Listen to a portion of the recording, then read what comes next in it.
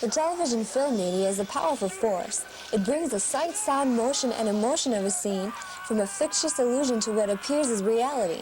According to the experts, the overexposure of horror and violence in the media is creating many harmful effects on children.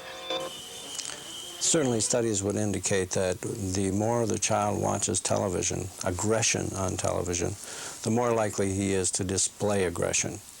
There have been ample studies in that regard. One of the earlier studies was done by the Surgeon General's office, and one of their conclusions was that the more the child watches violence on television, the more violence, the more aggression he's likely to show.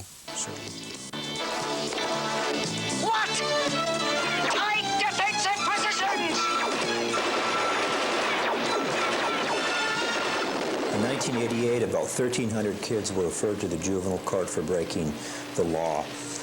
We're told by police agencies, however, that that's only about 30% of the kids who actually get into trouble.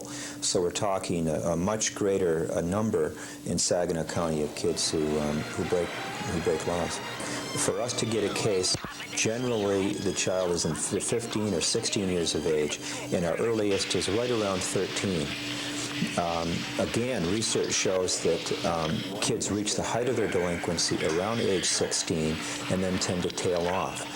If a boy or girl is involved in real serious trouble, the height is around in their early 20s.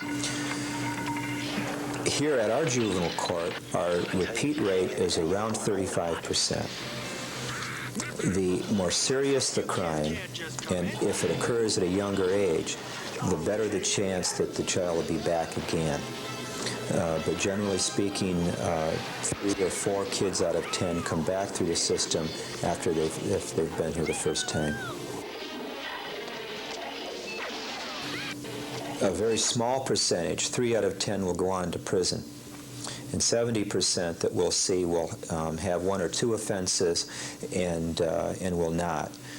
But those kids who commit serious crimes again at a very young age are more prone to end up in prison than those aren't. And about 3 out of 10, yeah.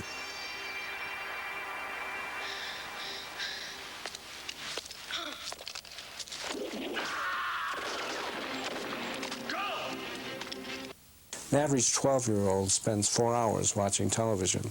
The average high school graduate has seen as much violence on television as he's been in the classroom.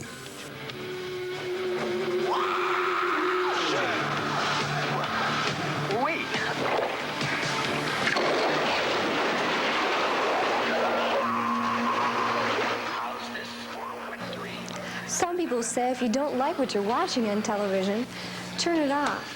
But according to Phil Phillips and Joanne Haig-Robbie, authors of Horror and Violence, The Deadly Duo in the Media, this is an oversimplified answer to a complex situation.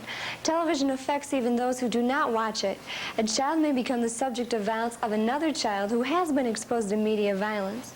This is Shelly Morrissette for WUCM Channel 19 and WUCX Channel 35.